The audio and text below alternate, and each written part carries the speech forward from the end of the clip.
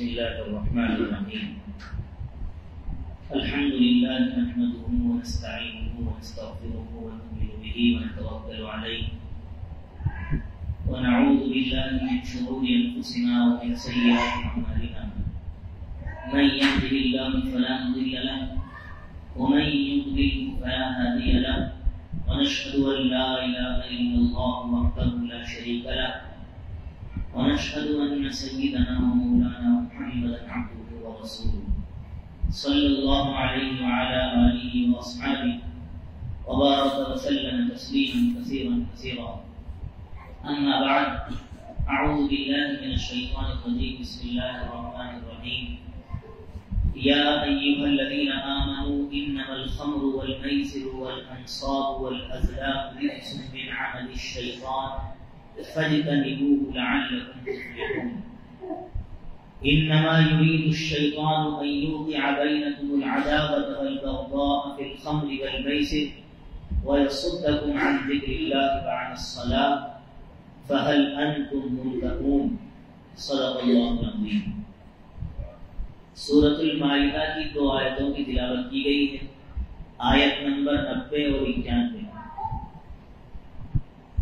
اس آیت میں اللہ کے نبی صلی اللہ علیہ وسلم سے جب سوال کیا گیا سب سے پہلے، یعنی شراب کی حرمت کا ذکر ہے۔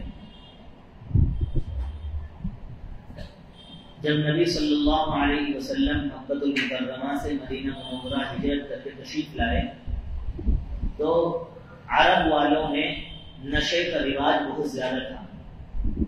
جس گھر میں سب سے زیادہ پرانی شراب ہوتی تھی اس کو بہت معزز آدمی سمجھا جاتا تھا، اور یوں سمجھیے کہ تقریباً اکثر لوگ شراب کے عادی تھے۔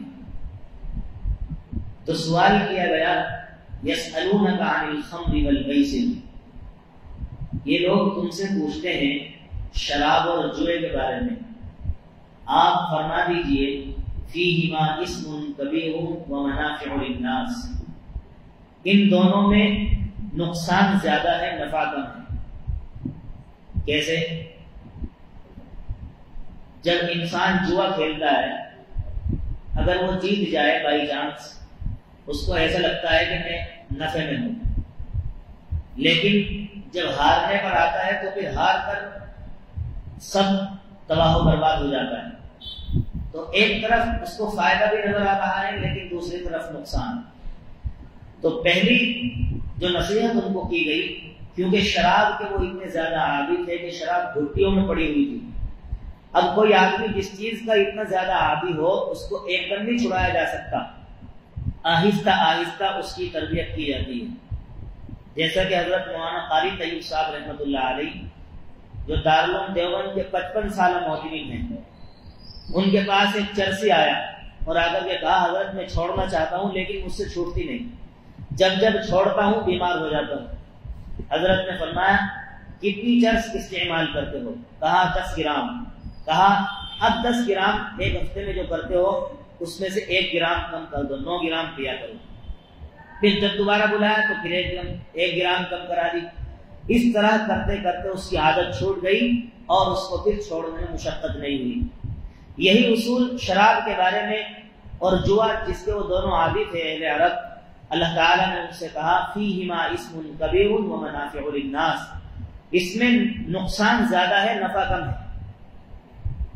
جیسا کہ آدمی جب شراب پیتا ہے اس کو ایسا لگتا ہے میرے میں بہت طاقت آ گئی، وہ طاقت نہیں ہوتی، وہ بلڈ پریشر کا ہائی ہوتا ہے، خون کا دوران زیادہ ہو جاتا ہے، جس کی وجہ سے ایسا لگتا ہے کہ آدمی میں طاقت۔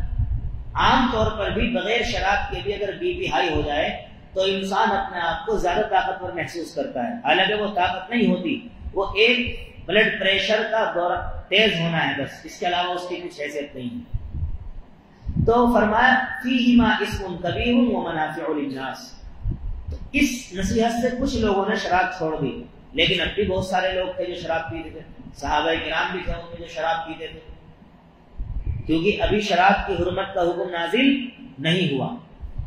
اب ایک دفعہ دعوت ہوئی، دعوت میں شراب نوشی ہوئی، یہ عیب نہیں سمجھا جاتا تھا شراب، کیونکہ عیب تو جب حرام ہو گئی تب سمجھا جانے لگا، اس سے پہلے عیب نہیں تھا، سب لوگ پیتے تھے۔ تو دعوت کے بعد حسب دستور شراب نوشی ہوئی، شراب چلی، دو قبیلوں میں لڑائی ہو گئی، جبکہ وہ بھائی بھائی ہی تھے، لیکن جب شراب پی لیتا ہے تو سامنے والا پھر کچھ نظر نہیں آتا۔ تو پھر حضرت عمر رضی اللہ تعالی عنہ نے اللہ سے دعا فرمائی، اے اللہ اس شراب کے معاملے میں کوئی فیصل حکم اور کوئی قطعی بات نازل فرما دے جس سے یہ لعنت ختم ہو جائے۔ تو اللہ تعالیٰ نے دوسری مرتبہ فرمایا، یا ایھا الذین آمنوا لا تقربوا الصلاۃ وانتم سکارا، اے ایمان والو جب نماز کی حالت میں ہو اس وقت شراب نہیں پینا۔ اب یہ سمجھو 5 ٹائم تو کنفرم ہے کہ بھئی اب پینی نہیں ہے۔ اب کب پیے گا آدمی؟ عشاء کے بعد پیے گا، یا پھر جو ہے وہ دن میں پیے گا۔ ظہر سے لے کر عشاء تک نہیں پی سکتا، کیونکہ بہت جلدی جلدی جو ہے نماز کا وقت آتا ہے، تو اس میں بھی چھوٹ گئی۔ اب بہت سارے لوگ ترک شراب کے خوگر ہو گئے، مگر اب بھی بہت سارے لوگ پیتے تھے۔ اب حضرت عمر رضی اللہ تعالی عنہ نے ایک مرتبہ پھر دعا فرمائی۔ اب اللہ تعالی نے تیسری دفعہ میں یہ بالکل قطعی آیت نازل فرمائی جو میں نے آج پڑھی ہے، سورۃ المائدہ کی آیت نمبر 90 ہے، یا ایھا الذین آمنوا، اے ایمان والو، انما الخمر، بے شک شراب، والمیسر، اور جوا، یہ شیطان کے کام ہیں، بالکل رک جاؤ ان سے۔ اب کچھ گنجائش نہیں ہے، اب نماز کی حالت میں بھی نہیں اور نہ نماز سے باہر، اور عام حالات میں بھی آپ شراب نہیں پی سکتے۔ جب یہ آیت نازل ہو گئی تو پھر جب بالکل یہ حرام کر دیا گیا شراب کو، تو پھر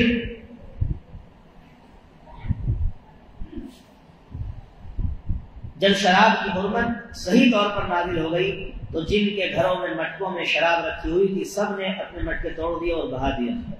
یہاں تک کہ ایک صحابی ملک شام سے جو شراب لے کر آئے، کسی نے ان کو خبر دی کہ شراب حرام ہو چکی ہے، انہوں نے اپنا سامان وہیں چھوڑ دیا۔ کسی نے ان کو کہا کہ نمک ڈال کر اس کو تو تم سرکہ بنا دو، کہا نہیں، جب حضور نے کہہ دیا ختم تو ختم، اب چاہے وہ کتنے ہی روپے کا مال ہو، ہماری نظر میں اس کی کوئی حیثیت نہیں۔ جیسا کہ جب اللہ کے نبی نے فرمایا کہ لوہے کی انگوٹھی نہیں پہن سکتے، ایک صحابی نے نکال کے پھینک دی، کسی نے ان سے کہا اس کو اٹھا لو، بیچ دو، پہننا ہی تو منع ہے، بیچنا تو منع نہیں، بیچ کر کچھ روپے آ جائیں گے۔ کہا جس چیز کو منع کر دیا میں اسے ہاتھ بھی نہیں لگا۔ یہ صحابہ کرام کا عقیدت کا معیار تھا اللہ کے نبی صلی اللہ علیہ وسلم سے۔ تو جب یہ حرام بالکل کر دیا گیا، اب جو ہے پھر شراب کی لعنت ختم ہو گئی۔ فرمایا شراب، جوا اور بت، انصاب اور بتوں میں فرق ہے۔ انصاب ان کو کہتے ہیں، جیسے آپ نے دیکھا ہوگا ہندوستان میں بھی جو بت پرستی والے قومیں ہیں، ایک ویسے ہی پتھر لگا دیتے ہیں اور اس کی پوجا کرنا شروع کر دیتے ہیں۔ اس پہ کوئی تصویر نہیں ہوتی، نہ وہ بنی ہوئی ہوتی کہ اس میں آنکھ ہو، ناک ہو یا ہاتھ ہو، ایسے ہی پتھر ہوتا ہے، اس پہ قربانی کر کے بلی چڑھا کر اس پہ خون بھی لگاتے ہیں، تو ان کو کہتے ہیں انصاب۔ اور جو باقاعدہ بت ہیں وہ تو بت ہیں جن کو نقش و نگار کر کے تراش کر کے بنایا جاتا ہے، تو وہ بھی غلط ہے۔ یہ اس طریقے کے پتھر گاڑ لیتے تھے عرب کے لوگ اور ان کی بھی پرستش کرتے تھے۔ اور ازلام کیا چیز ہے؟ ازلام وہ ہے کہ تیر بنائے ہوئے تھے، کسی پہ لکھا تھا نام، کسی پہ لکھا تھا لا، یہ اب تیر نکالتے تھے اس میں سے، اب کسی پہ لکھا ہوا آ گیا کہ ہاں اس کام کو کرنا ہے تو اس کو کرتے تھے، اور اس پہ نہیں آ گیا تو یہ بیوقوفی بات ہے۔ تیروں کے ذریعے سے پھال نکالنا یہ بیوقوفی بات ہے، تو اس کو بھی جو ہے حرام اور شیطانی عمل قرار دیا گیا۔ اب اللہ نے فرمایا فَاجْتَنِبُوهُ، ان سب چیزوں سے الگ ہو جاؤ، شاید کہ تم کامیاب ہو جاؤ۔ اب اس کے بعد اس کا مقصد بتایا کہ شراب اور جوئے کے ذریعے سے شیطان تمہارے ساتھ کیا کرنا چاہتا ہے۔ انما يريد الشيطان ان يوقع بينكم العداوة والبغضاء في الخمر والميسر، شیطان چاہتا ہے کہ وہ تمہارے درمیان دشمنی اور بغض ڈال دے۔ کیسے؟ جب انسان شراب پیتا ہے اور جوا کھیلتا ہے، یہ دو چیزیں دشمنی اور بغض کے قوی ترین اسباب میں سے ہیں۔ جب شراب پیے گا اس کی عقل معوف ہو جائے گی، پتہ نہیں رہتا سامنے کون ہے۔ اب وہ بیوی کو بھی ماں سمجھ سکتا ہے اور ماں کو بھی بیوی سمجھ سکتا ہے، اس کی نظر میں سب برابر ہے۔ جب نشہ چڑھتا ہے پھر سامنے کچھ نظر نہیں آتا۔ اسی طریقے سے سوال پیدا ہوتا ہے جوئے میں کس طریقے سے دشمنی ہو سکتی ہے؟ انسان جوا کھیلتا ہے اپنی مرضی سے، انسان جوا کھیلتا ہے اپنی مرضی سے۔ اب جب ہار جاتا ہے، محنت کی کمائی ہے، سامنے والا جیت گیا ہے، اب اس کو دیکھ کر جلن پیدا ہوتی ہے، میں کیسے ہار گیا۔ بعض دفعہ دشمنی ہوتی ہے، لڑائی ہوتی ہے، قتل و غارت گیری ہوتی ہے، یہیں سے اس کا آغاز ہوتا ہے۔ اور ایک مقصد اس کا یہ ہے جب انسان ان دونوں چیزوں میں پڑتا ہے تو نماز سے اور اللہ کی یاد سے بھی غافل۔ یہ شراب پیے گا تو آٹومیٹکلی مسجد میں نہیں آئے گا، اللہ کا نام لینے کی توفیق نہیں ہوگی، اور جوا کھیلے گا تو جوئے میں اتنا منہمک ہو جائے گا کہ اسے نماز کی فکر ہی نہیں ہے پھر۔ تو اللہ تعالیٰ نے مقصد بتایا، انما یرید الشیطان ان یوقع بینکم العداوۃ والبغضاء فی الخمر والمیسر، بے شک شیطان چاہتا ہے وہ تمہارے درمیان دشمنی اور بغض کو ڈال دے شراب اور جوئے کے ذریعے، ویصدکم عن ذکر اللہ، اور تمہیں اللہ کی یاد سے اور نماز سے روک دے۔ فہل انتم منتہون، کیا تم اب بھی باز آؤ گے؟ یعنی کبھی کبھی نصیحت کا یہ انداز ہوتا ہے، کوئی بات بتا کر پوچھتے ہیں بھئی اب تو نہیں کرو گے، یہی سو اب تم باز آ جاؤ گے، یعنی جب یہ کام غلط ہیں تو پھر اس سے رکنا چاہیے۔ یہ صرف شراب کی حرمت نہیں ہے، جو دوسرے نشے ہیں سماج میں، معاشرے میں، افیم کا ہو، وہ چرس کا ہو، گانجے کا ہو، اور دیگر جو نشے ہیں ان سے بھی رکنا چاہیے۔ آج کل لوگ بیئر استعمال کرتے ہیں اور اس کو شراب مانتے ہی نہیں ہیں، کہتے ہیں یہ تو انرجی ڈرنک ہوتی ہے۔ یہ حدیث میں فرمایا قیامت کے قریب کچھ لوگ ایسے ہوں گے جو حرام چیزوں کو حلال کا لیول لگا کر استعمال کریں گے، حرام چیزوں کو حلال کہہ کر پیئیں گے، یہ قیامت کی نشانیوں میں سے اور ہو رہا ہے ایسا۔ لہذا جو حرام ہے سو حرام ہے، اس سے بچنا چاہیے۔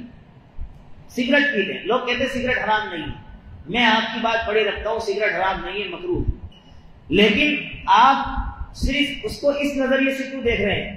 سگریٹ پر خود لکھا ہوتا ہے تمباکو جو ہے وہ صحت کے لیے نقصان دہ ہے، از انجوریس ٹو ہیلتھ، تمباکو جو ہے وہ صحت کے لیے ہانیکارک ہے، لیکن ہم اس کو پی رہے ہیں۔ اس پر اتنا بڑا منہ بھی چھپا ہوتا ہے، داغ لگا ہوا آدمی کینسر والے کا فوٹو، اس کو بھی دیکھ کر ہمیں عبرت حاصل نہیں کر رہے ہیں۔ کیوں؟ کیونکہ ہمیں فکر، ہم سمجھتے ہی نہیں ہے کہ صحت بھی اللہ کی طرف سے ایک نعمت ہے۔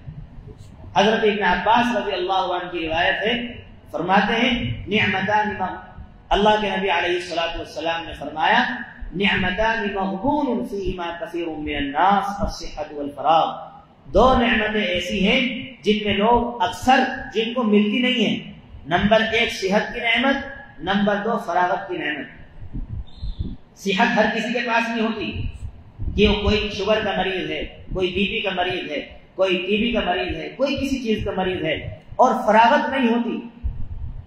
لہذا یہ دو نعمتیں اللہ کی طرف سے یہ بھی نعمت ہے، صحت کو بھی نعمت سمجھنا چاہیے، اپنی جوانی کی بھی حفاظت کرنی چاہیے اور اپنی صحت کی بھی حفاظت کرنی چاہیے۔ بیڑی ہو، سگریٹ ہو، گٹکا ہو، یہ تمام چیزیں ایسی ہیں جس سے انسانی صحت کو نقصان پہنچتا ہے، لہذا ان چیزوں سے بھی بچنا چاہیے۔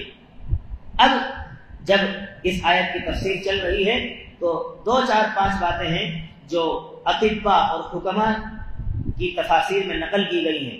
یہ تو قرآن و حدیث کے فیصلہ آپ کو بتایا میں نے کہ قرآن و حدیث میں کیا حکم ہے، لیکن میڈیکلی اعتبار سے، طبی اعتبار سے، ڈاکٹری لائن سے اس کا کیا نقصان ہے وہ آپ سنیے۔ نمبر ایک، شراب کی سب سے بڑی مضرت اور اس کا نقصان یہ ہے کہ شراب پینے سے انسان کی عقل میں کمی آتی ہے۔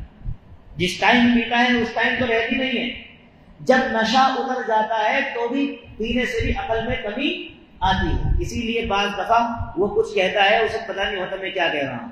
نمبر دو، شراب پینے سے جو جانوروں والی طاقتیں ہیں، بہیمانہ طاقت یعنی نفسانی خواہشات، وہ ابھرتی ہیں، اور پھر انسان عفت و عصمت کی بنیاد اکھاڑ کر پھینک دیتا ہے۔ میں نے عرض کیا کہ اس کی نظر میں بیوی بھی وہ عورت ہے اور ماں بھی عورت ہے، اسے نہیں پتا سامنے کون ہے، لہذا اس سے نفسانی خواہشات بھڑک اٹھتی ہیں۔ تیسرے، شراب پینے سے آدمی ذکر الہی اور یاد الہی سے غافل ہو جاتا ہے اور فرائض سے بھی اس کی زندگی ختم ہو جاتی ہے۔ اسی طریقے سے مال و دولت کی بربادی کا ذریعہ ہے۔ آپ کتنے لوگ دیکھیں گے کہ وہ رکشہ چلاتے ہیں، 200-400 روپے دن میں کمائیں گے، لیکن شراب کے اتنے عادی ہیں رات کو پینی ہے کمپلسری، تو مال و دولت میں بربادی کا ذریعہ ہے۔ 5ویں نمبر پر شراب خواری سے، شراب پینے سے آپس میں دشمنی ہوتی ہے۔ 6 یہ ہے شرابی کا مزاج اعتدال سے منحرف ہو جاتا ہے اور اس کی صحت میں نقصان اور فرق آنے لگتا ہے اور جسمانی جو قوتیں ہیں وہ کمزور ہونے لگتی ہیں۔ اور کیونکہ میں نے پہلے بھی یہ بات بتائی ہے آپ کو، شراب بدن کا حصہ نہیں بن سکتی، شراب بدن کا حصہ نہیں بنتی، معدہ اس کو ہضم نہیں کرتا، وہ کیا ہوتا ہے اس سے بلڈ پریشر صرف تیز ہوتا ہے، وہ بدن کا حصہ آپ کچھ بھی کھاؤ بدن میں لگے گا کہیں نہ کہیں، لیکن شراب بدن کا جز نہیں بنتی، وہ معدے میں تحلیل نہیں ہوتی، اس لیے اس سے نقصان ہوتا ہے، معدے کو کمزور کرتی ہے۔ اور اکثر مریض جو ٹی بی کے مریض ہیں اور کھانسی کے ہیں وہ شرابی ہوتے ہیں، 95% جو ٹی بی کے مریض ہیں وہ شرابی ہوتے ہیں اور اکثر ہی بچ پاتے ہیں۔ 7ویں آخری بات جو ہے کہ شرابی کے جو قوا ہیں وہ کمزور ہو جاتے ہیں، یعنی جو اس کے بدن کے حصے ہیں کمزور ہو جاتے ہیں، اس کو کام کرنے کے لیے بھی شراب پینی پڑتی ہے۔ یہ سماج کی، معاشرے کی ریئلٹی ہے، یہ آپ بھی جانتے ہیں یہ سب چیزیں۔ جو آدمی شراب پیتا ہے وہ صبح کو کام پر بنا شراب پیے ہوئے نہیں نکل سکتا، اگر اس کو تسلے بھی دھونے ہیں تو اس کو شراب چاہیے، چاہے تھوڑی سی دو، وہ کیونکہ وہ سمجھتا ہے کہ میرے میں طاقت ہے ہی نہیں، شراب سے ہی طاقت آئے گی، لہذا شراب پینے سے بدن کمزور ہوتا ہے اور بنا شراب پیے پھر اس سے کچھ بھی کام نہیں ہوتا۔ اس لیے قرآن پاک نے شراب کو گندا اور اس کو رجس بتایا ہے، لہذا اور اس کے پینے والے پر حد نافذ کی ہے۔ اسلامی اگر حکومت ہو تو شراب پینے والے کو کوڑے لگائے جائیں گے۔